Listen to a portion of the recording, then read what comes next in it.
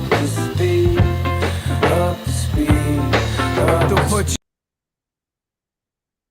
Live from the apocalypse, now with the power of every blonde Fox News correspondent, state of the game. We are here.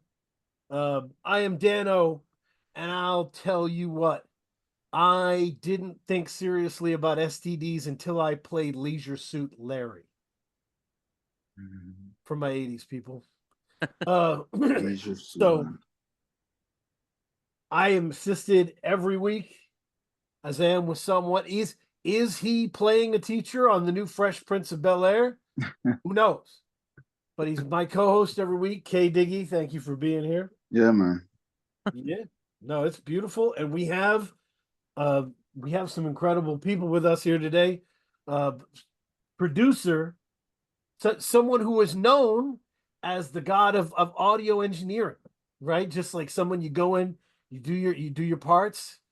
And I remember campaigning and being like, people need to pay attention to Dove's beats.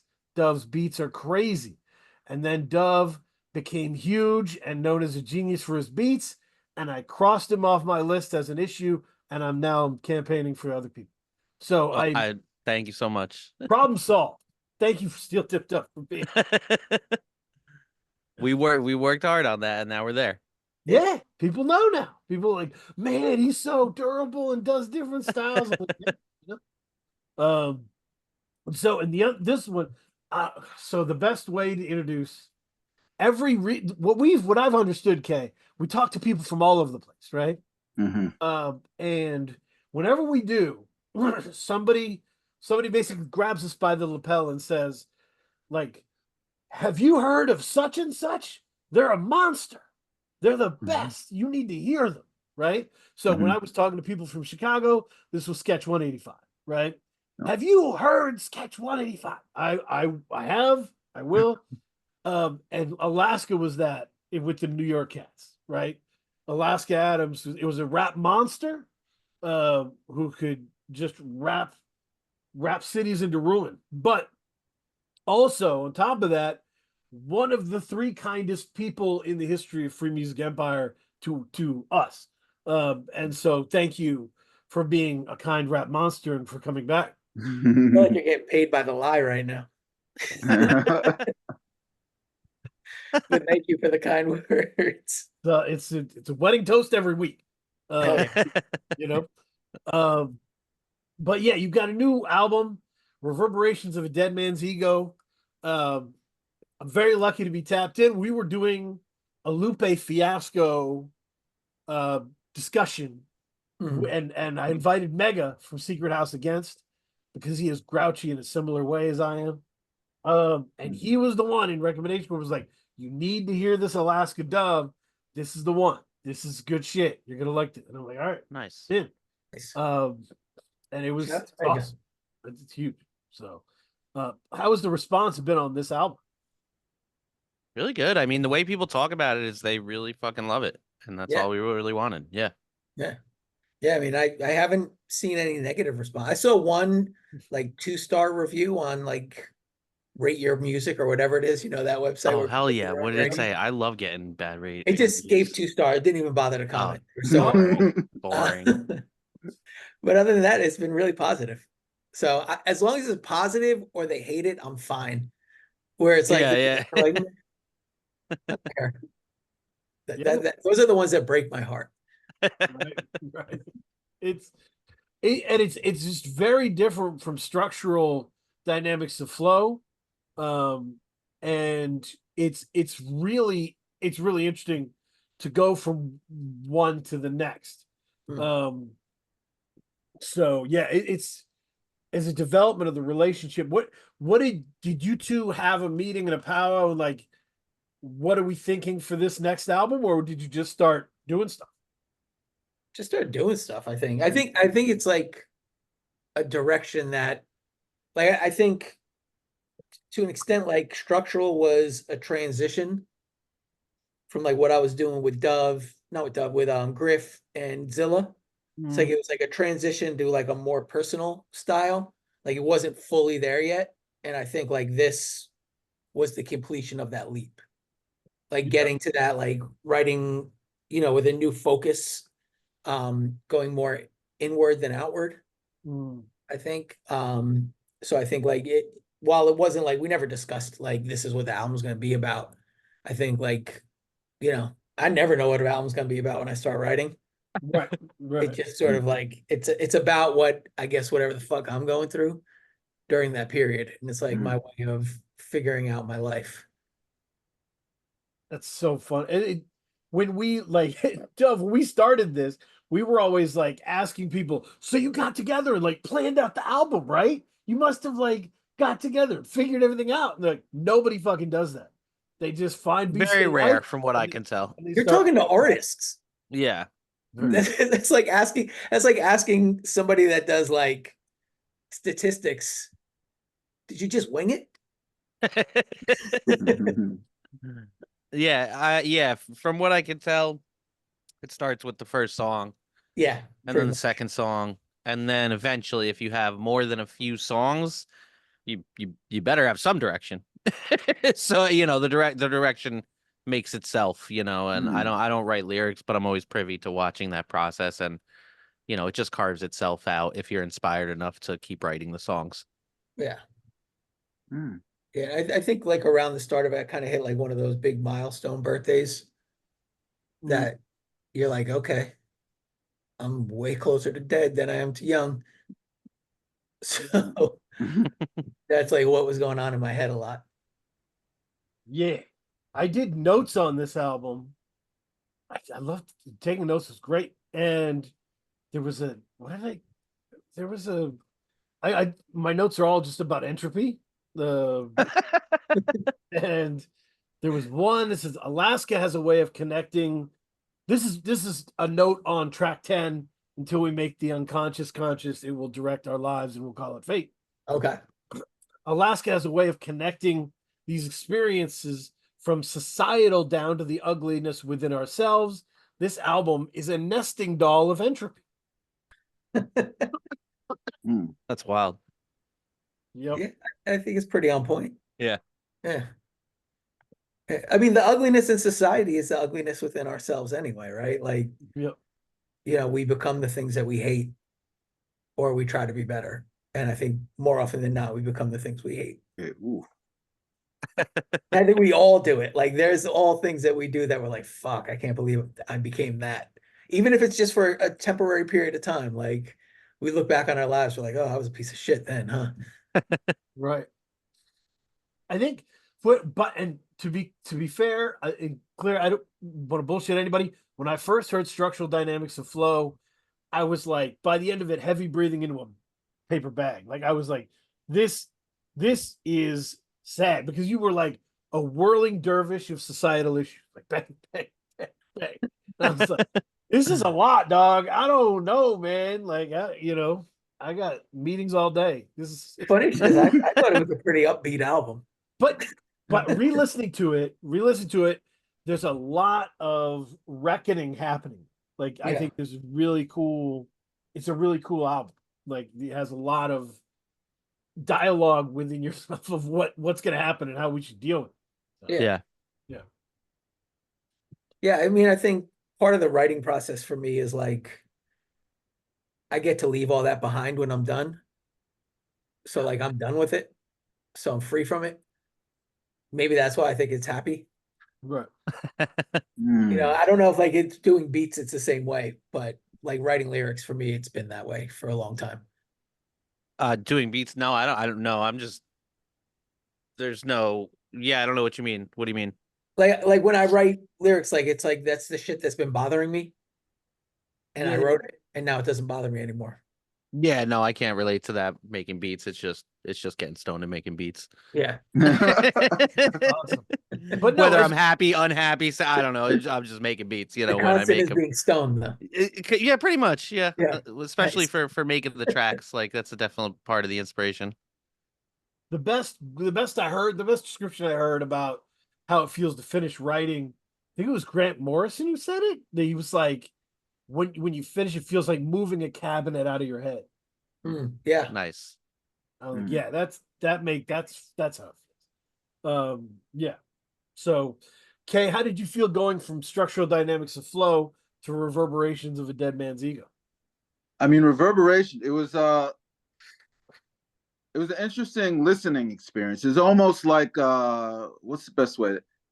This is gonna sound weird, but I thought of it almost like a musical soup in terms of like all of these different references, cultural references, rap reference. I think you even have like a Sugar Ray reference on it as well. That, I mean, that when I heard that, that was kind of like, it took me a second to like recognize, like, oh, wait a second, like it wasn't even like registering in my head when I heard it first. But so it was very loose in a very fascinating way to me. Yeah.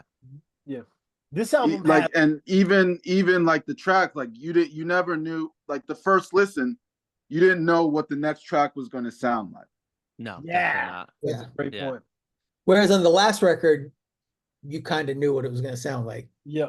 And I don't mean that in a bad way. It's just, it was a vibe, like one vibe all the way through. Yeah. Yeah. That one had a premise, like a sonic premise, basically. Yeah. Right.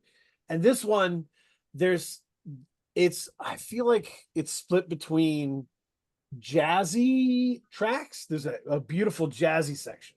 Mm-hmm. And the rest of them are almost like a house party vibe. Like there's some times where I was like, is this industrial? Like, I'm like, do I know what industrial means? There's definitely electronic elements in there. Right. Yeah. So it was Murder by Numbers and stuff like that, where I was like, this is wild, man. Like, even like Wild for the Night, one of the things I wrote in my notes was like, this immediately felt like a banger to me. But when I listened to it, I'm like, the beat is not a banger. Like, it's not necessarily a banger. It's like a very nuanced, textured, interesting thing that swings and shifts and like, these are more bop than a banger. Yeah, more bop than a banger. Yeah, I think that's why it's called Mild for the Night, not Wild for the Night. Yeah. It's like Tanglewood anthems. Like, it's when you're ready to start going to Tanglewood instead of going to the club. What's Tanglewood? Tanglewood's like a place in the Berkshires where they have like the Boston Pops playing and like James Taylor playing and shit like that. I think I've heard of that. Yeah, Tangle. Yeah, man. No, the beat I described, it's light hypnotism and shouldn't be a banger, but the sample counting and Alaska's blistering flow makes it one in my mind, but I don't think it is. I think it's kind of quiet and pretty. Dove is so weird. Dove is the best producer in the game right now. I'm trying, man. I'm just obsessed with other people's music. I listen to new music constantly, and then I hear something I love, put it on repeat, and then try to copy it. Never, ever, ever am able to copy it, but whatever comes out is cool, and people seem to like it. That's awesome. Get it, yeah. Trying for inspiration. Yeah, it was. And what I was thinking about, since you did have that time where people were just like recording audio at your house, you had relationships with people before you were handing them beats. Yeah, both. Yeah, for sure. Yeah, it's always went hand in hand, like simultaneously trying to give beats to people, trying to record them, trying to, whatever people needed, for sure. So you kind of understood people's lyrical styles and were like, this beat would go with this person? Did you ever have that? No, I can't do that. When I tried to do that, it never led to the good results because people would be like, I'd give them beats, they'd be like, these are great. And then they'd come over and they'd hear other people's beats or they'd hear different beats and they'd be like, why didn't you give me this beat? And I'd be like, I don't know, man. Why would I give you this beat? And they're like, why wouldn't you? It sounds perfect for me. So I just stopped. And now I just give random beats at first, and then I'm able to at least see the ones that they're picking and then kind of bounce off that. But trying to make beats for people has never worked for me. Yeah, that makes sense. And one of the things that we do when we go through beats, like you'll send a pack or two first to get it started. And then when we record the first time, we usually record like 2 to 3 songs at least every time we get together. Then you'll sit and you'll just play me a bunch of stuff. Yeah. And then I'm like, take that, and that. and put it in a pack. And then not all of those make it, but you know, it sort of, it gives direction, I think. Yeah, exactly. Once the person starts picking in while they're in the studio, and then you whittle those packs down, and just kind of like works itself out. That's awesome. So Alaska, in the run up to when the first structural dynamics of flow was coming out, I remember you saying something like, "This was easy to do." Like me and Dove, this was really easy to get this done. What is it about working with Dove that is so easy that that works? Well, one, we work together. I think that's a big part of it. Like sort of just going in the studio and working, like when you're working with somebody as opposed to like everything being compartmentalized. I think that helps because there's more interaction that way. And, you know, he might say something that triggers something in me, like, you know, an idea or a thought. Or, you know, he might be like something I might have been like, oh, I fucked that part up, and I'll go and like drop the verse another 20 times to try to get it. He's like, no, you got it. Like, what are you doing? Like, you know, it's like things like that. But I think he's just super like laid back and easy to work with. And I think one of like, as I've gotten older and I have more things that I have to do in my life, the better I am at getting more shit done. Like, I think I mentioned this on another talk that we had where it was like, when all I had to do was make music, it took me forever to make music. Yeah. And like now it's like, you know, I've constantly have like stuff happening, like, you know, every second of every day is regimented. So it's like having somebody that's professional and everything is like sort of managed and thought of and like, you know, plotted out. There's spreadsheets, which I make spreadsheets all the time. And like when Dove started making spreadsheets, it was like kindred spirit. So it's like, you know, like I think it's just like the way we work, honestly, that helps. Like neither of us are precious about anything. And when you're sitting there at the same time, I think having that on the spot interaction really helps, as opposed to like, you know, you send somebody a whole record of verses, they send you something back, like a whole mix of verses. Like you realize like there's a lot of time that they spent doing something. So it's like kind of a little like weirder to like have conversations about it, I think. Whereas like when you're in the moment and you're working like piece by piece by piece, it's easier to have those discussions and work like that.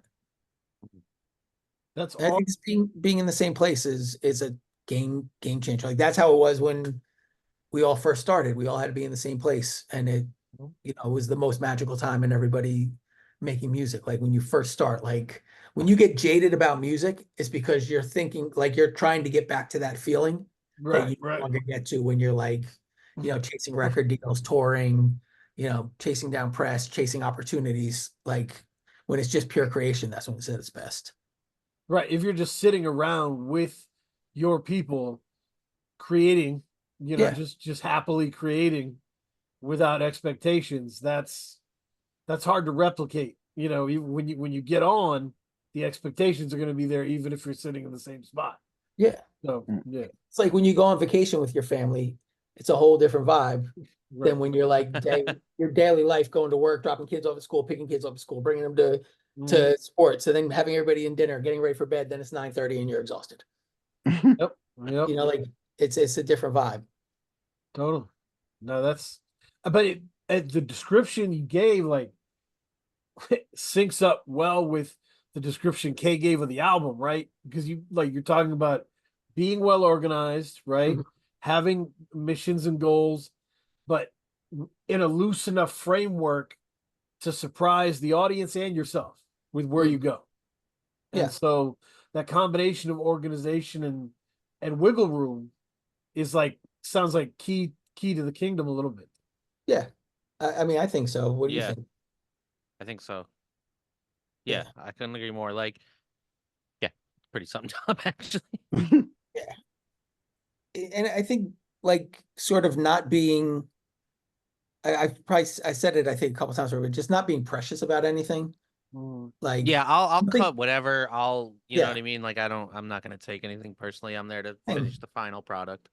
Yeah, it's like it's more about what the end piece is than any sort of ego. Like if a song doesn't work with the project, it doesn't work. You could maybe put it in a future project. Right. But Yeah.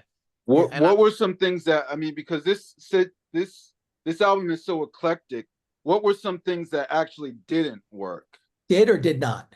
Did not work for the project. Well, we cut a song that might end up on our next project, but it was called Jesus Wept. And it had a sample from Brian Ennals where it's like, Jesus is weeping, I'm losing religion. Please eat pussy because pussy's delicious. And that was the hook. And it was like sort of like a waltz style beat. So it was like, a three, like I think the flow is kind of like that. That just didn't fit in with the project, so we scrapped that. The piece at the end of God damn it, what's the name of the song? Bad Seeds. Bad Seeds. The piece at the end of Bad Seeds was actually a full song that on its own, like when it was like a 2.5-minute song, it just got kind of boring and didn't really work. But we picked, the best like 20 bars, put those together, ran the hook and attached it to like something that was completely contrasting with it, and it worked. So it was like to use every part of the buffalo. But sometimes you just like pull stuff out. There's like, other stuff, like stuff that I wrote and I just was like, no, this isn't good. I'm going to start over. That might not have even seen. I think it's hard. It's easier for me being a producer because like they're not my words, like it's not that me making the beat is not impactful, but as someone who's a writer who's going to put their words out there to live forever and be interpreted and shared and stuff like that, no one's gonna come at me 3 years later and be like, yo, that snare you used was fucking weird, bro. And like, right. you know what I mean? Like, I feel a way about that. Whereas people are putting their words, their real personal lives out there. So when songs get cut and stuff, I don't tend to seem to want to argue because there's got to be a good reason for the writer, the narrative that they're presenting, or the vibe or whatever. So I'm just like, yeah, cut it, bro. Like, we'll do another one, Yeah, that makes sense. No, it's interesting to watch. Yeah, I like the eclectic. There's a lot of different threads moving through here, and a lot of good combinations of people. Like Alaska usually likes to bring in people he's comfortable with, people he knows that are talented, but you do a great job of mixing up the combinations. Yeah. So you get Prem and Fatboy Sharif. You get John Robinson and Castro. I was thinking, I think the track that had me think about that was Cryptic One and Zilla. And I was like, wow. Yeah. Oh, yeah. Cool. Like, because originally, so John Robinson's position was originally going to be Wind and Breeze, from Hangar 18. Yep. And Adam's Family. So to me, it's like, it didn't make sense to have Cryptic and Wind on the same track. It didn't make sense to have Castro and Zilla on the same track. Didn't make sense to have Castro and Prem on the same track. Right. Just because of, there's so many tracks with those guys. Sure. For some reason with Andrew and Jesse, though, it seemed to make sense. Yeah. I don't know why, like, it didn't make sense to break them up. Yeah. I have an overthought explanation of why it makes sense. Yeah. But let me see, the Vulture Stones, I'm going to go to my Vulture Stones notes. I mean, I think it's mostly because they're a relatively new combination. Yes. Right? I like, think so too. Zilla and Castro have been working together for like a decade. Yeah. Shrapnel's been putting out music for 5 years. Me, Crip, and Wind have been putting out stuff since the 90s. So on my Vulture Stone notes, I said, Sleeping Dogs are perfect for this, since Andrew and Jesse know very well how to address the darkness of life with a candy coating on it so it goes down smooth. Yeah. And they had the perfect voice for the hook. Andrew had the perfect voice for the hook too. Yep. That's one of the hardest beats I've made, bro. Yeah, it's super. That shit's crazy. Yeah. It's an important song to me in the track listing because the first 3 songs are no fucking joke. Like they're serious, right? It's a court-ordered catharsis with the corpses of performance artists, sponsored by our corporate partners. I mean, it's hard. That Key to Life, that first song, Yeah. ends with you saying, "I'm entirely too fond of a youth I went and misspent." Like, these are heavy songs with important themes discussed. Especially Statues Crumble. I think is maybe the nesting doll song, right? Because you are talking about the statues crumble in terms of power and the entropy that happens to governments and dictatorships, but also our bodies, like as we get older, and our personalities as we get older, who we are, where the rough edges get sanded down. But Vulture Stones frees you all that shit just bangs. Like you're good. But it is also about like sort of I feel like it's about being able to just like shrug off like life's woes. Right. It's about being resilient. Okay. Because it's like, what else are you gonna do? It's like you could either like wallow in your sadness or you keep going. Right. Right. And that's the other side of the nesting doll thing is right. Like if your problems are a lot like America's problems, if you can find some way for you to do better, maybe we could find ways to do better. Like maybe you could scale up the way the problems scale up. Who knows? Yeah. So that's there's a little resilience there. Vulture Stones is dope. Yeah. And Statues Crumble, that was the Sugar Ray sample, right? Yeah. So how did you come across, like, how did that song come about? That was fascinating to me. So you're gonna have to ask Alaska that one. Yeah. So for starters, like I love the fucking Sugar Ray song and I've loved it forever. Yeah. Like I'm not like one of those like underground kids that's like fuck pop music. I don't like that stuff. Like Call Culture, we did a whole like numerous podcasts like about music like that, like tournaments of it, where it's like 64 songs. So I always thought that line, if Prodigy said that line on a Mobb Deep song, everybody would be like, that's the fucking hardest shit. It's like I break bread, ribs, $100 bills. Everywhere I go, statues crumble for me. Like if I was like, it would just be the hardest shit. Like everybody would say it was the hardest shit, but because the dude with frosted tips said it, like the pretty boy with frosted tips said it, they're like, oh my God. So in like I think when we did like the soft white boy rock tournament, that was one of the songs. And like it just hit me. I was like, I gotta sample that. Like it's gotta be used. And like I had it in my head, and when I just put on that beat, I just kept singing it over and over, that line. So I was like, all right, at the beginning of like every eighth bar is starting with, or the beginning, like the first bar, the ninth bar, the first bar, the ninth bar is starting everywhere I go, statues crumble for me. And then Dove was a magician and was able to fit it in and make it work.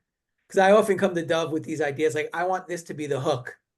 And in my head it works. And then when he puts it down, it doesn't work. And so he has to like figure out how to manipulate it, stretch the time, chop it up and make it work. And Dove like layered it up, grabbed different parts of the song. Same thing with Murder by Numbers, which I wanted to make a song about horror movies because love horror movies. So and Prem and Sharif both love horror movies too. So it was like, let's do this. And why not go Murder by Numbers for a horror movie song? Yeah, that's a banger too.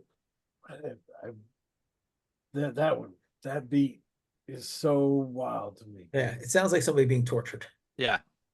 There's like screaming in the beat, I think. Yeah. It's like I said, I think you can consider this like Vulture Stones. It is in place to hit hard after a jazzy section that had you very contemplative. Yeah. And then my first line of my notes is, this is damn near industrial boom bap. For Murder by Numbers? Murder by Numbers, yeah. Yeah. Yeah, that's dope. I'll take it. Yeah. It's good stuff. Yeah. And it comes after a very smooth section of the record. Definitely. Necessarily so. What was the first song you made for the album? I think it was Neuromancer, right? Neuromancer, or I might even be able to look it up. Pretty sure it was Neuromancer and let me look at the record. I can tell you. Neuromancer and Ballad of the Maybe even Hat. stats. Oh, Ballad of the Has-Been is probably right. Yeah, you're right. Yeah, I think those were the first two.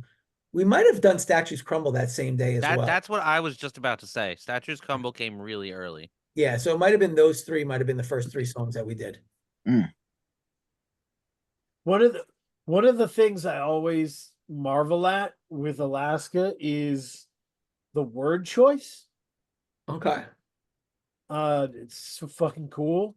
And like I've just always been interested in people's word choice. Ballad of the Has-Been is the yes, I know it seems obnoxious, lockstep with my toxic traits. The balance here is lopsided and pride is used to obfuscate. I don't hear obfuscate much. No, you don't. This No, you song. don't. No, I mean, yeah, I don't know where those words, I mean, I know where they come from, but I think like sometimes I just have words that like I have in my head and I'll write them down, like I want to use them somewhere. But like that one just was like a natural part of the writing. Like a lot of times, like when I write, like the part that you said about the corpse as a performance artist, Yeah. so by our corporate partners, like I'll just be like making breakfast and that will pop into my head. And then I'll build the song around that. Like that's how that song, like the lyrics for that song started. Like they was making eggs in the morning, and for some reason that popped into my head. And same thing with like that line, like pride is used to obfuscate. It just pops into my head. I don't know where it comes from. Yeah, My work- August 22nd, 2023. We recorded 3 songs. Ballad of the Has-Been, Statues Crumble, and Neuromancer. Yeah. That makes sense. So exactly a year ago. Yeah. Wow. 2 of the first 3 songs in the first day. That's Yeah. crazy. And then the first song is almost like it's very similar to Neuromancer, like in It structure, is, yeah. and sound, and tempo. Right. And I saw, like on the Bandcamp, I saw that you had a side A and side B. Yes. And Neuromancer was the first song on side B. Yep. Was there what was the reasoning behind that? Vibe. Yeah. Vibe. Yeah. Sounded like an intro, sounded like a reset, sounded like a, I don't know, it just worked, you know, like it sounded sonically to me like another, like could have even been the first track on the album. Yeah. I think that there was a debate between that track and Key to Life being the first track on the record. Yeah. So when Key to Life won that debate, it's like, well, we can use it to start side B. Yeah. I've been thinking, like, the artists that I'm working with, we, for better or worse, you know, this is, I feel like, a neutral thing. We think a lot when we're about structuring for vinyl at this point, Yeah. because I started the label and I want to put most of the music. If I'm going to do a single producer record with an artist, I'm going to make a physical copy of it, you know, whether it be a cassette or a vinyl. And so we do let that seep into the decision making when it gets time to make those decisions about structuring and sequencing and stuff like that. I had a note on the beat for Neuromancer that said this beat is urgent as fuck, which is why Alaska sounds so comfortable on it. Yeah. Grew up flaming fast on urgent beats. So Yeah. Yeah. Yeah. I mean, it felt like a Busta Rhymes beat. Right? Oh, that's a great call. Yeah. Like it definitely felt that way to me. I was like, this is some Busta Rhymes shit. Very ELE1 type. Yeah. Yeah, exactly. Yeah. Extinction level. Yeah, it has that like that all of his beats have that I just fucking it attracted me to it immediately. ELE1 is weird as fuck. Yeah, it's great. Yeah, such a cool. But yeah, I mean, so my theory, Dove, on the word choice thing, is, and it like when people who aren't into hip hop, there's still people out there who are like, hip hop's terrible. Producers are ripping off people's old beats, and like they're picturing producers, hip hop producers, as like the Hamburglar a little bit, like goofy criminals, and so. But in reality, nobody's more protective of the music than hip hop producers. Like hip hop producers will be like, "Have you heard '60s Italian opera? You need to." Like they love it, right? And so I feel like the great rappers are like that with words. And they're like reading the thesaurus and they're just like fucking super word nerds. Like, And that's, I think, something that not everybody attributes to rappers that they should. Yeah, I think that, I don't know. I mean, like, I think that dudes who are good rappers just are a little obsessed with language, you know, whether it be they're absorbing it through books or their friends or other music or movies or TV. They hear someone somewhere say something, or they read something someone said, and they're like, "Oh, I'm taking that eventually. Yeah, I'm flipping that eventually." Like, it just, you know, like a sample. they stored it just like a sample. Like, So Dan, I got to take issue with you on something though. Do it. Let's do it. When you it just refreshed my memory when you were talking about, like, you know, there's people out there that are like, I don't like hip hop. Yep. And you're like, this is the record I'm playing for people that don't like hip hop. You posted this the other day, and it was like Idea and Abilities first record. Yeah, Firstborn. Absolutely. So I was like, in my head, this is my thinking. Yep. I want to get your thinking on this. Yep. That's like somebody who's like, I hate math. And you're like, why don't you read this linear algebra textbook? Or why don't you read this like complex statistics textbook? Instead of like, you know, here's some like really cool multiplication shit you should do. You're like, here, let me give you the root. You don't like sample? Here's the roots. Listen to that. You're like, let me give you some fucking complex underground shit that you need to be a fucking rap nerd to appreciate. Well, I think so. You have to. So I'm in Maine. We're in New England, right? Yes. And it was the most Maine answer ever, even though they're not from Maine. Yeah, I guess Alaska's asking, what is the impetus behind this? Because it's I can contextualize this. A lot of the people who I would do that to were very intelligent, very well educated people who still in their mind had hip hop as thuggery, right? But like every rapper is a member of Bone Thugs, you know? And so they were like, so that this was just a way to shock them and surprise them, be like, we have smart, fancy people too, huh? Okay, all right. Alaska would rather you play, you know, maybe Sage Francis or something. No. I feel like if you're trying to like catch really get that thesaurus like, rap even if out they're there. like, I'm intelligent, like play Sir Metal, I'm so intelligent, like the cool I'm so intelligent, where it's just like breaking down fucking scientific equations. There you go. Yeah. It's so I tried to, I was hitting him with Birth of a Fish, hitting him with all this weird, like, see, we have intellectual crazy shit going on. Like, you know, this is not just, you know, Too Short, you know, because like that was the thing, the 90s. That's a wild choice. Idea and Ability. Yeah, man. Yeah. I wanted to surprise him, like, because Daylight. I'm gonna play him the Daylight EP on repeat until they're a hip hop fan. There's a lot of like people that grew up on Rubber Room. I'm playing Rubber Room. Let's go. On these false narratives and fucking bullshit coverage. You're right, though. I mean, you are right. Yeah. So I was like, look, here's some crazy shit, you know, and a lot of people don't know anything about that kind of scene, like that came out of that, you know, the Scribble Jam folks. Like you're like the dad that took the kid out into the middle of the pond that can't swim, and you're like, figure it out. Throw the water and paddle back to the fucking shore. Yeah. I did that to one guy, but the opposite, right? So this dude was a rhyme sayers dude. Okay. All his favorite people are rhyme sayers. All his favorite people are like Slug, Greaves, all that shit, you know? And so I'm like, all right, here's Freddie Gibbs. And he came back to me a few days later and he was like, I really like this, but I'm not sure why or if I should. Like he was like feeling guilty about it. Like, I liked. I'm like, let yourself like it. Yeah. You know, I was trying to hit people on the other side of where they were. You did the Robin Williams and Good Will Hunting and hugged me like, it's not your fault, bro. It's okay. Because there was he was into some independent shit that was garbage and he just didn't know it. It not the like Slug and all that. Slug is cool, but like there were some local indie rap cats that were kind of whack. Yeah. And he was like, "Oh shit!" And I was like, "No, come on, come over here. I'm gonna help you out."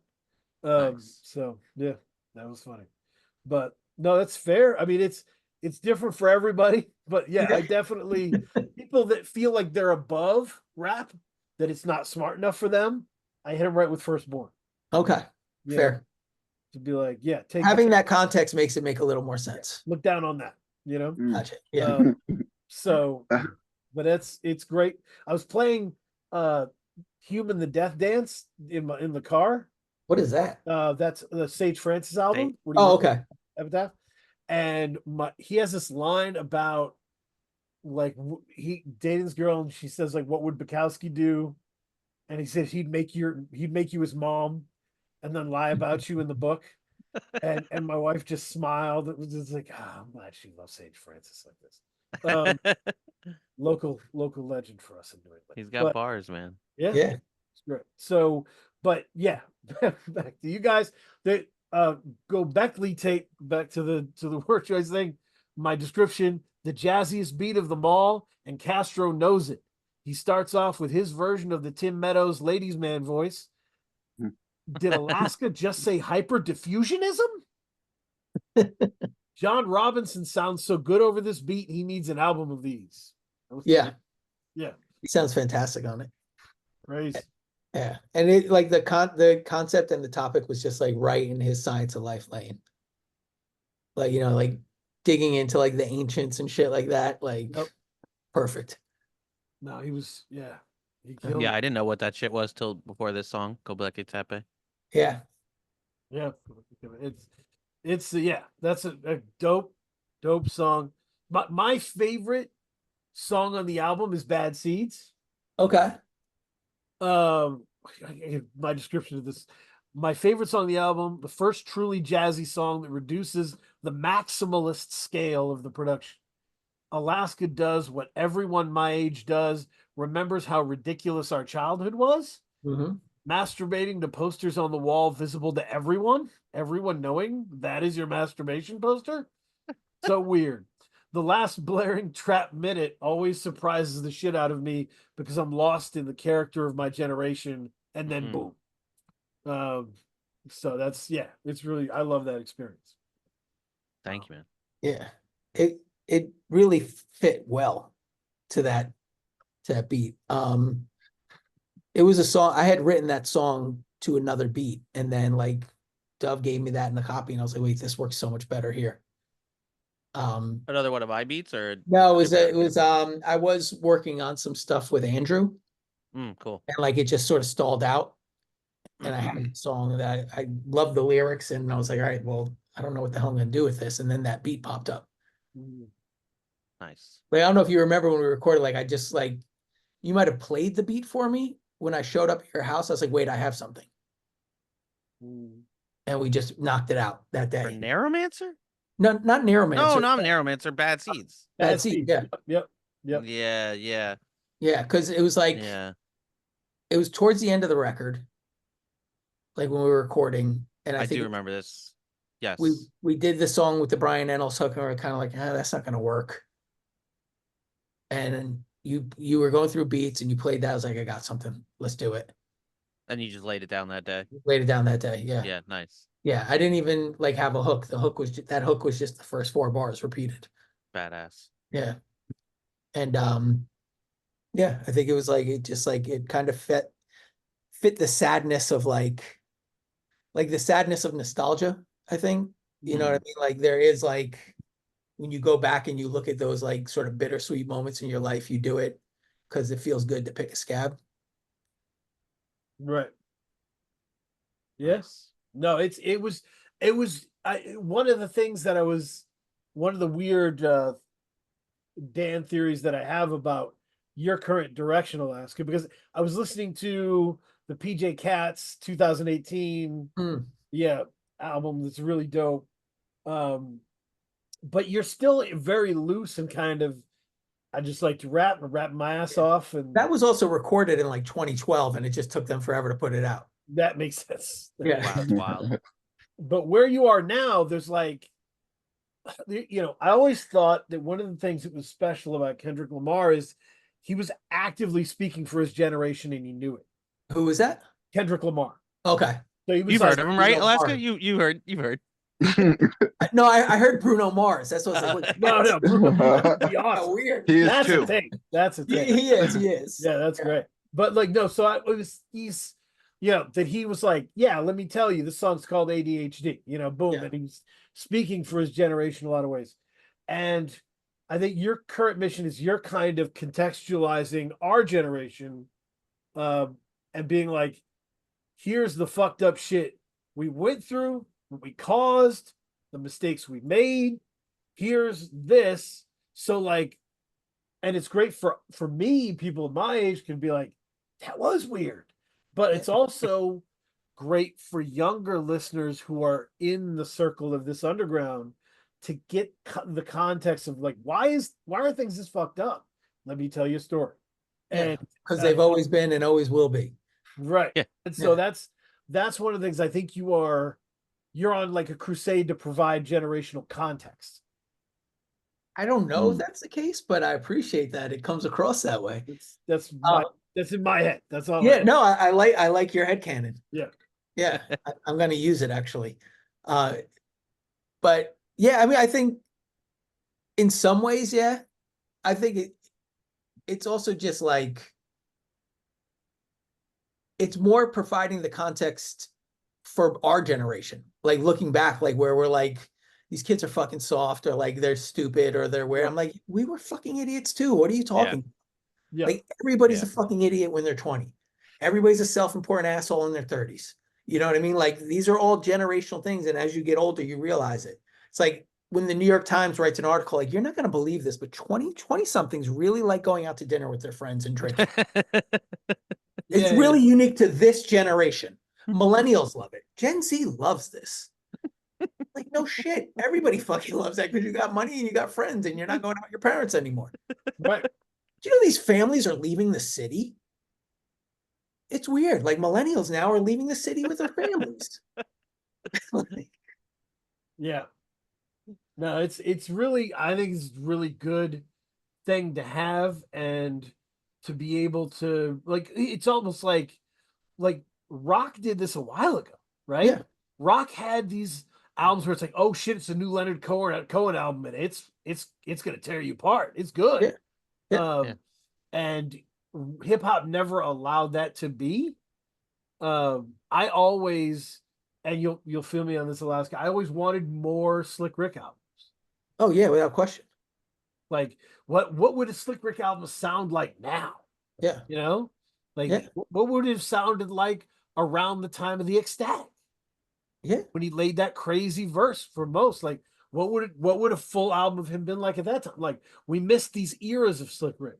Yeah. I mean, but to the point about what you're talking about with LL, I put weird accents on that. Like, LL? Yeah, but what you're talking about with LL, like, no, I can't say it any other way. You just have to say the whole name or you can't say it right. Yeah. But what you're talking about with him, like, I'm super excited for this record. I haven't been excited for an LL Cool J record probably since 14 Shots to the Dome. Right? Like, and everything I've heard, I'm like, that's fucking dope. Mm-hmm. Like, I want to hear artists like having experience and having age and having wisdom. Like, that's exciting to me. And I want to hear them like being passionate about rapping. Like, I'd much rather hear LL like go weird and do like crazy rap shit than hear Fat Joe talking about all the women that he's fucking when we all know that he just stays at home with his wife. Right. Like, I don't know. Like, I want to see that type of shit. I want to see a mature, like, I'm the older dude on the block Fat Joe record. Mm-hmm. Like, I'm your fucking cool uncle Fat Joe record. That's the record I want to see from Fat Joe. Yeah. You know what I mean? Like, I don't care about you being at the club. It's kind of weird that you're at the club, Fat Joe. You're 50. Like, I want to hear about you like having the whole family over and fucking barbecuing for them at your The pool. label won't let him, man. Listen, Yeah. the label won't let him, man. But that's what I want to hear. Right. I understand. Yeah. Me too. And if that's like you, like the blueprint for that in my head would be like, look at what Bruiser Wolf did with that. The first song of that album, Let the Young Boys Eat, right? Yeah. Like, is like he's acknowledging his age in the game and in life. Yeah. Being like, I'm gonna let these young boys eat. Like, I'm in this phase of my life. Like, that's really dope. And he made it swing and he made it fun. Like, but it's real. Yeah, I think that a lot of older, very famous rappers are, and this will sound negative, but it's not inherently negative. They're employees. Yeah. And Absolutely. Yeah. you know, and they get paid very well. Yeah. We're talking about the famous ones here. Yeah. And you know, Well, they're making product. right. They're Yeah. they're making a product for a company to sell to a demographic that's been studied and understood to buy a product when it's made a certain way. Yeah. And that is You also know, licensed and right. yeah. Made for other products, it's partnerships as well. So it would be interesting. Like that would be sick, and maybe it will happen because these guys are gonna get even older than they Yeah. are now. Right. And like then it's just gonna get even weirder. Well, So they'll pivot, or maybe they won't, or maybe. you know. Or they're gonna start having to market to the older hip hop generation. Well, Yeah. that's what Alaska's wanting to see. That's what I want to see. Like, wouldn't a Ghostface record be much more interesting if instead of rapping about like fucking girls or selling drugs or some street shit, he rapped about the time he put new cabinets in his kitchen and had to make 6 trips to fucking Lowe's because he kept forgetting to get certain things. Yep. Like, to me, that would be way more interesting. Yeah, it'd be Yep. funny. It'd be great. Yeah, He it'd would be say it hilarious. cool. It would be cool. Yeah. It'd be Like super a relatable. straight up like a fish scale banger type beat, but it's all about him going to like a PTA meeting. Yeah, Shaky Dog, but PTA meeting. Right. Honestly, Shaky Dog might be the greatest Ghostface song of all time. It's fucking either great. that or Maxine. All It's time. great. I mean, I think you got a good idea. I mean, I think that's going to be the future. They're going to need to start, you know, once the generations start turning 40, 50, they're going to need to start marketing. Oh, we'll towards see. I them. mean, some of them are very rich. Not all of them. Some of them are very rich. Right. Some of them are maybe not, you know, as inherently creative as they once were or whatever. But some rappers may make a turn and be like, yo, this is fun. I'm gonna make records with just my friends. We don't have a corporate label anymore, Yeah, but we can that still would be put it great. out. I would rather hear like a dude, like a middle class rap dude, you know, like not Jay-Z, not Nas, but like somebody like Devin the Dude, make a song, an aquatic song about a boat, like, you know, a yacht kind of song. But his boat is like where he goes to drink and get away from his family, and he constantly has to fucking work on the thing. Like, and it's just like for it to even be seaworthy, he's working on it every weekend. There So you he go. has to get out like 4 times in the summer. Man, it's and I think it like the group that I think transitioned, because I used to make jokes and be like, man, shout out to D Block. They've been killing people for 20 years. Yeah. Like, but like they transitioned a little bit, and like, Yeah. you know, Styles P was making love songs about his wife and like Yeah.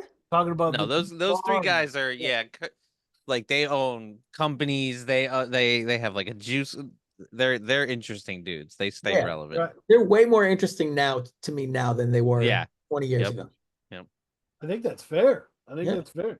But yeah, and I guess you don't have to like abandon anything, right? No. Like if Gunplay makes crazy wild music, he can still make crazy wild music, but we want to make sure it's true to where he is now.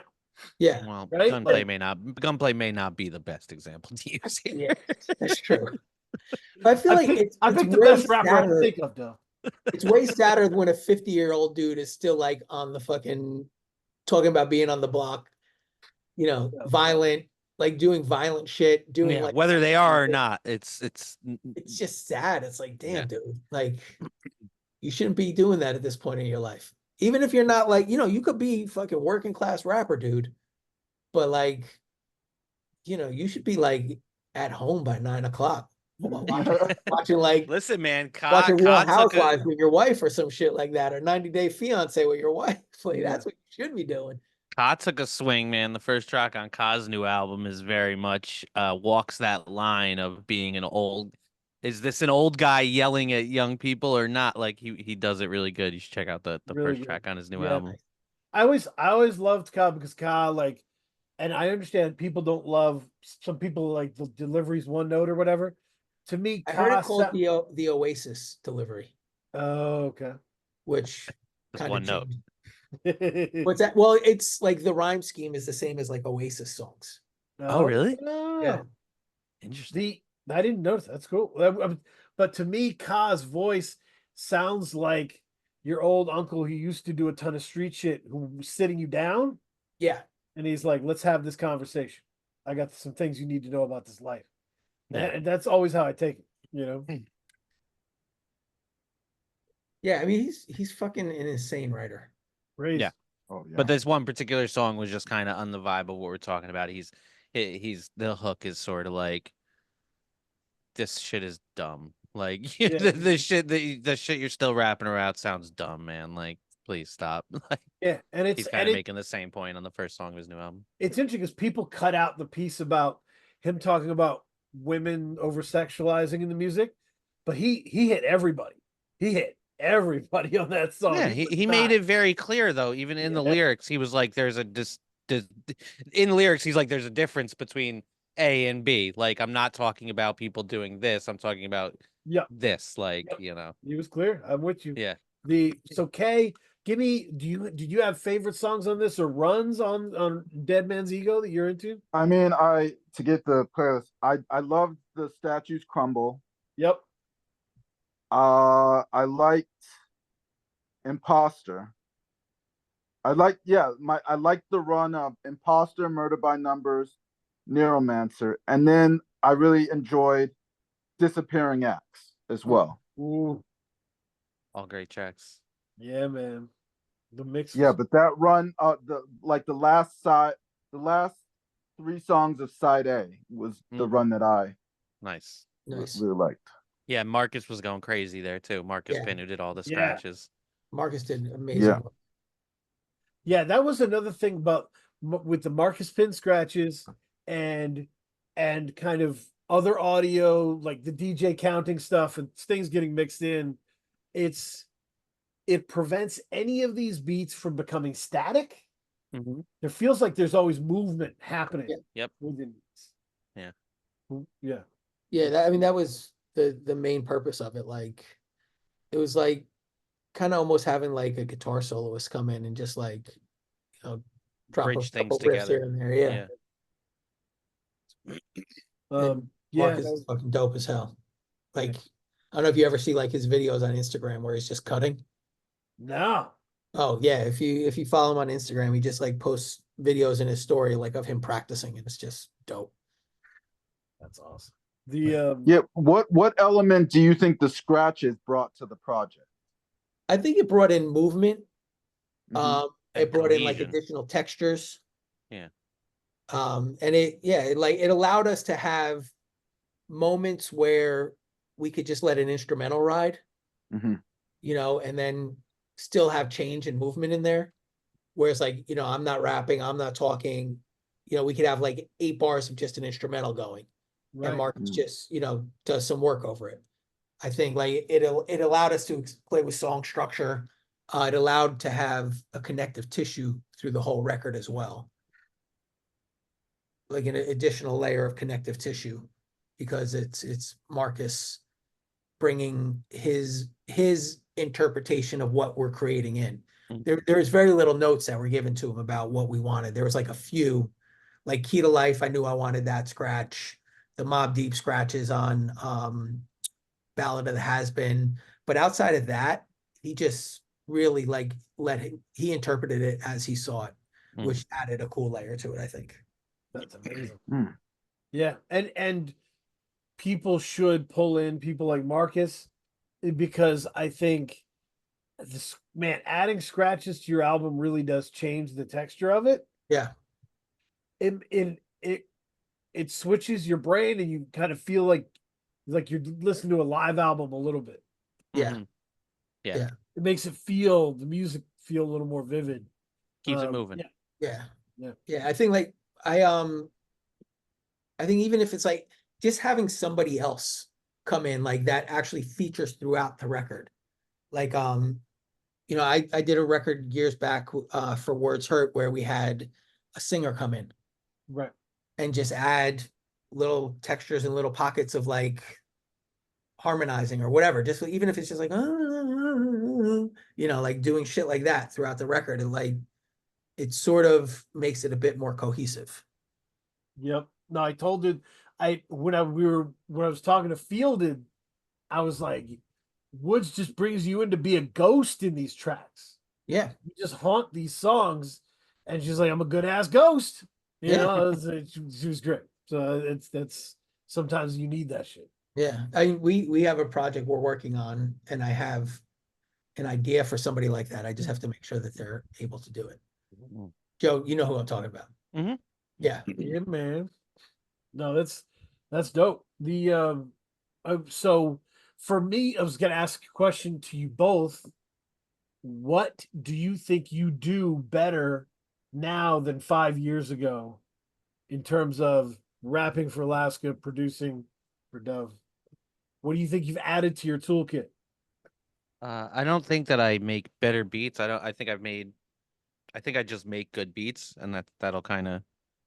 I got good at making beats, and I'm gonna stay good at making beats. I think that mixing and mastering is, and this is a very frustrating thing about mixing, is that I can get better and better at it every few months.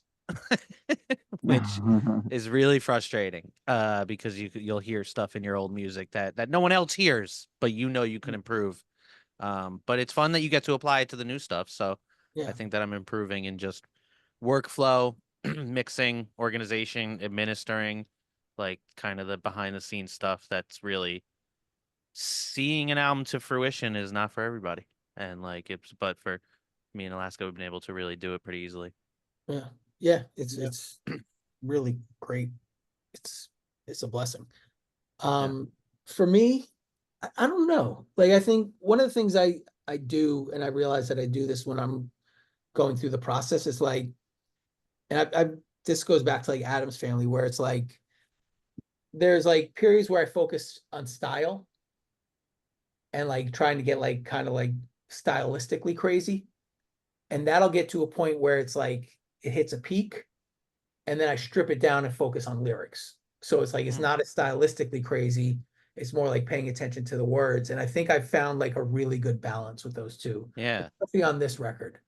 I think like, and I think on the newer stuff we're doing too, like a lot of like, I think like structural, I don't think was as stylistic from a rapping standpoint as this record is. Like, it was more lyric based. And I think this is the perfect combination of lyrics and style. And I feel like the next project that we've been working on, it's like, I've been pushing style more, like, especially with like the stuff I'm writing that you haven't heard yet, Dove. Okay. Like, so I think it's just like that evolution and understanding that and trying to find that balance, as opposed to like getting frustrated where it's like, oh, like everything's too simple, or, oh my God, they're not saying anything. Like being able to like find that sweet spot and like just allowing myself that grace to grow. Nice. Yeah, I think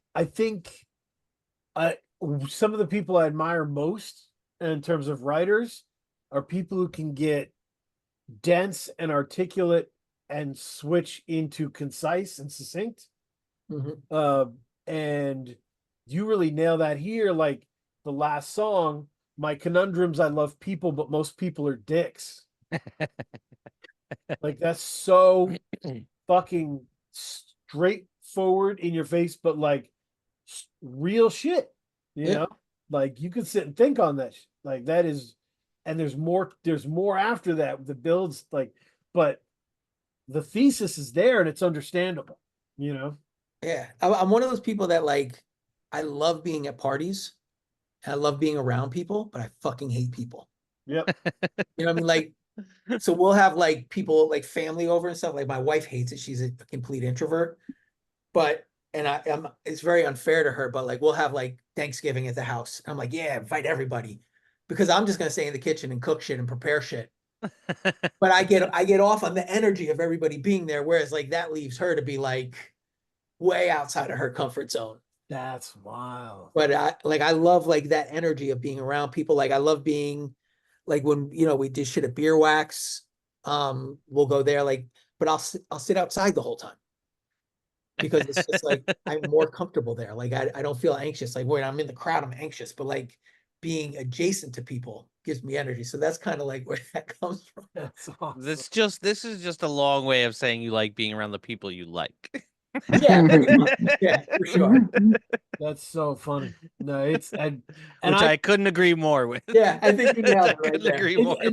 That's a totally normal thing. I wish I could identify with it. I I've always had this thing where I can just sit and talk to whoever. Like I remember being in the ATM line in Belize, and I just started talking about the murder of Nipsey Hussle with a stranger in front of me. And we had this long conversation. He was like, like I heard he was getting extorted, and then he was like, "Yeah, everybody in LA is getting extorted." And I was like, "Man, in America, we're probably all getting extorted, some kind of way." But it was a long conversation, and then I get out of the line. My son's like, "Oh, do you even know that guy?" And I'm like, "Nope." I knew Sounds it. like me and my dad. My dad. I don't talk to strangers, but I like talking to the people I like. So Yeah. Yep. No, that makes sense. Yeah, throw me anywhere I'm in. But yeah, it was so that makes sense. But it's really, yeah, that mixture of succinct and dense and meaningful. Like it's to be weird and nerdy about it. It's what makes The Great Gatsby better than anything Hemingway ever wrote, because Hemingway was stuck being succinct. Yeah. And never got to the purple prose mixture with that succinctness. But that's really weird literary. Do you have any Kay, do you have any other No, man. I think it's a great conversation. Right. Yeah. Man. Intelligent people. So going to recommendation corner. Man, so much cool shit. First thing to recommend is the fucking call out culture episode with these two gentlemen, the Yacht Rock tournament episode. Hell yeah. Like in my opinion, the star of the Yacht Rock episode is Rhino, who did the tournament bracket. Yeah. Because when they were like 72 songs or whatever, I could hear Dove exhale and go, "Oh my fucking god." And like this is gonna be a lot of whack shit. And Rhino found the coolest, weirdest shit. Yeah. And when you're playing the song, everybody's like, "Oh god damn, who is Gino? What is that?" Benelli, man. And like it was really dope to hear you guys kind of discover, go through it, have to compare it. And fucking Jesse the Tree being such an empath, all of a sudden becoming, best friends with Eddie Meeks. I don't know. He's great. So that episode's great. And Eddie Meeks was phenomenal on that episode. Yeah, phenomenal. Absolutely. He had so much fun. Yeah, he was absolutely killing it. He's great. So yeah, I love that episode.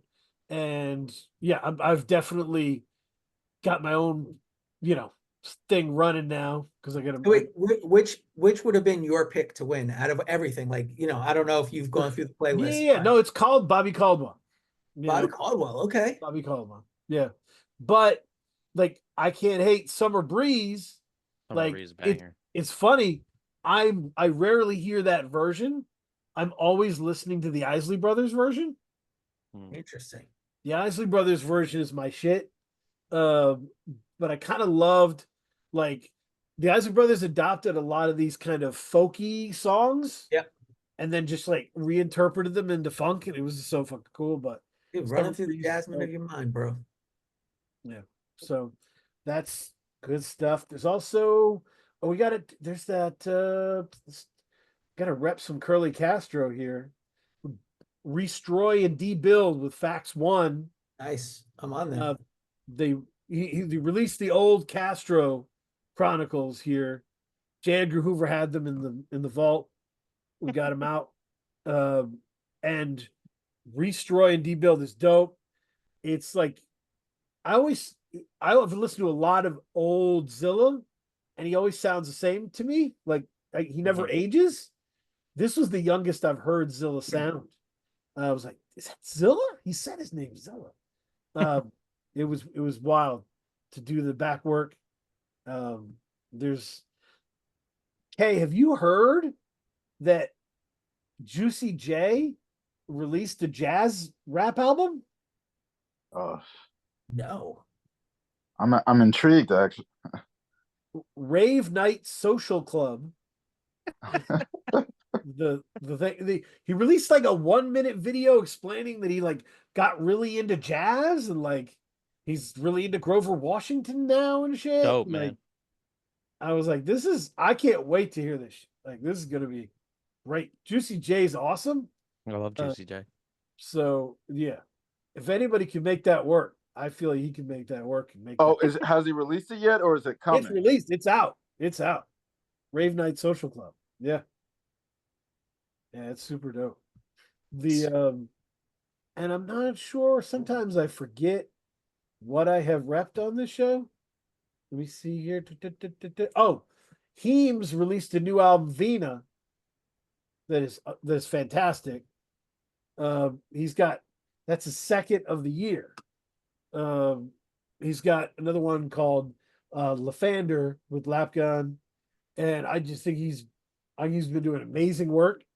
And you know, yeah, people should check that out. Sincerely Yours by the Sinceres. I did that one. What was Heart Tones. Heart Tones.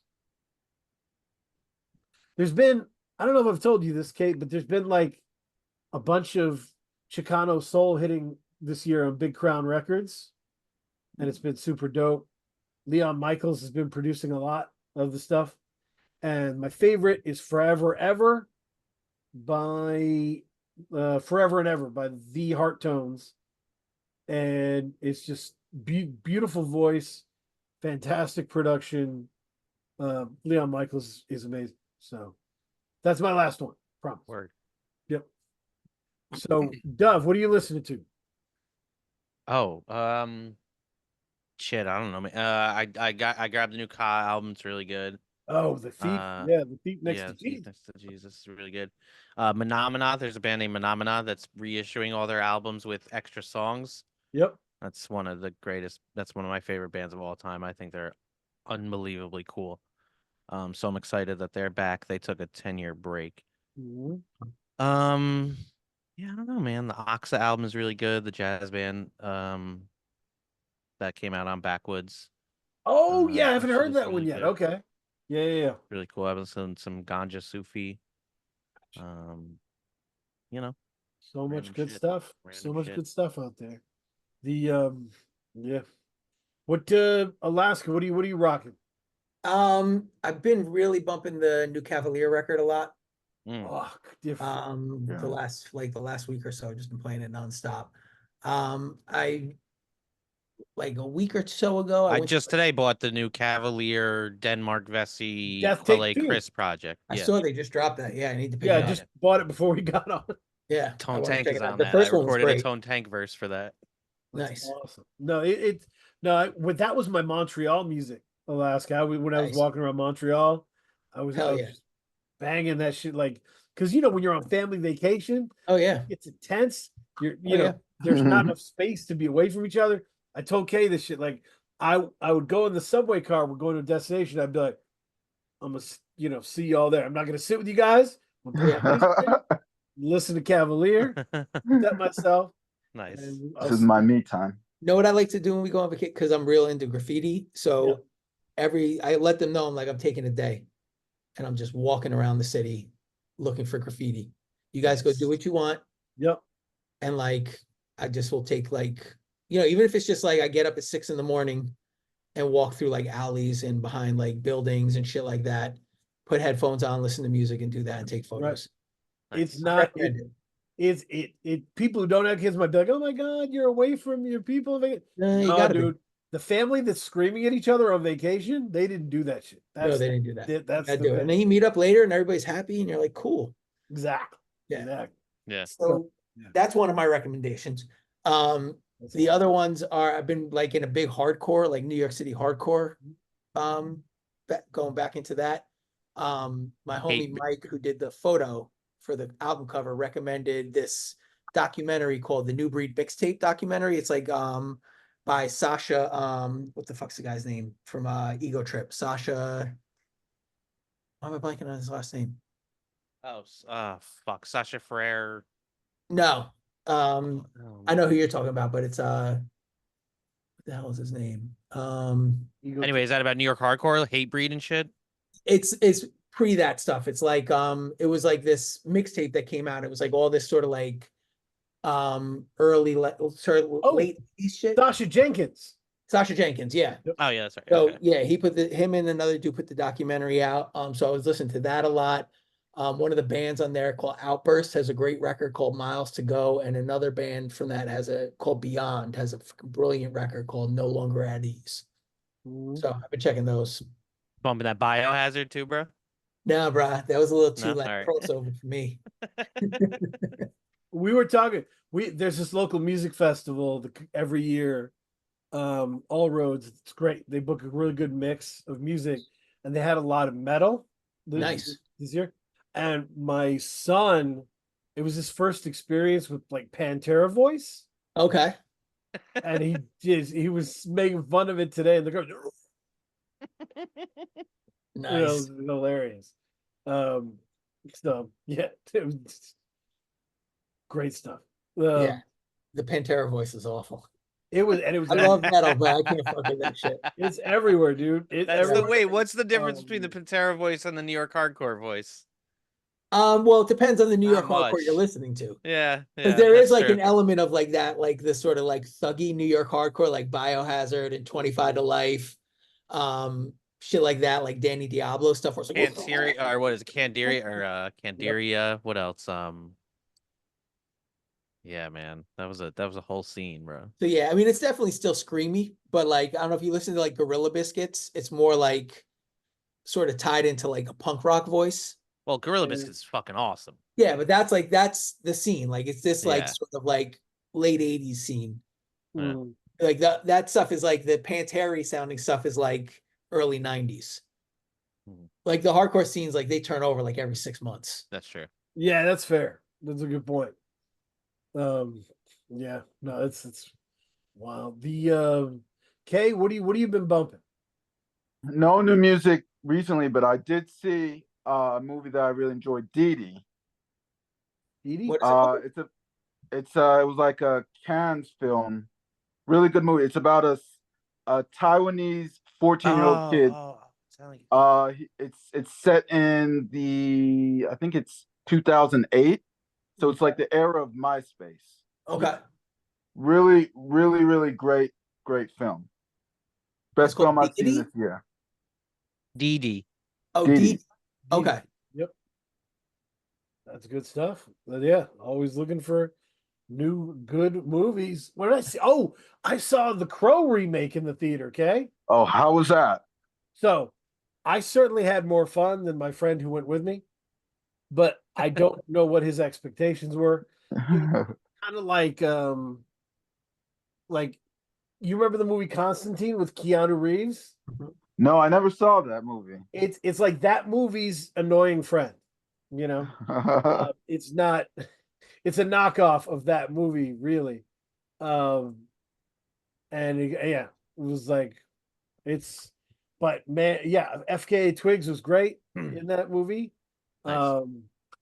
It was weird. I'm kind of nerdy with it. I love the Crow book by James O'Barr. It's one of my favorite comic books of all time because it's not really a superhero book. It's a revenge story. The story is that James O'Barr had just lost somebody to violence, like in his life, and wrote the Crow to grieve.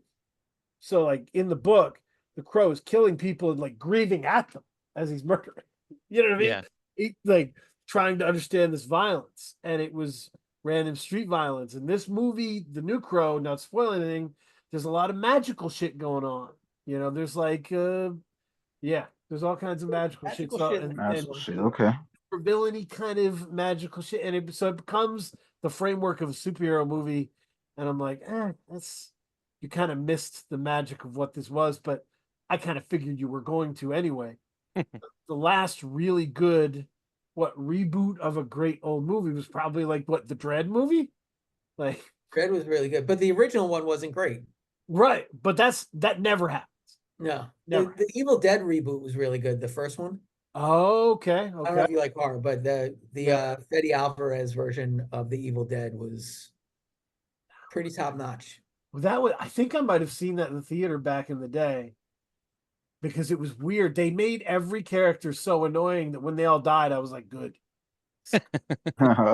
You might have seen a different one then. Maybe I'm thinking about a different one. Yeah, because there was like I'm thinking one that about a came out different recently where everybody was kind of annoying. one. But that one, it was like the woman was like, all of her friends brought her to the cabin because she was a heroin addict, and they're trying to help her kick it. So they had like this good unreliable narrator thing going on. Oh yeah, It I just- probably it's haven't seen that. Crazy. Yeah. No, it's thank you all for being on. Yeah, thank you for having us. This has Yeah, been thanks, sir. fabulous. I appreciate Yeah, man. it. And yeah, I Yeah, enjoy this is this awesome. album and the success of this damn thing. Before you move on to the next. Yeah, thank you. Too late already. Already Yeah, started. Welcome to my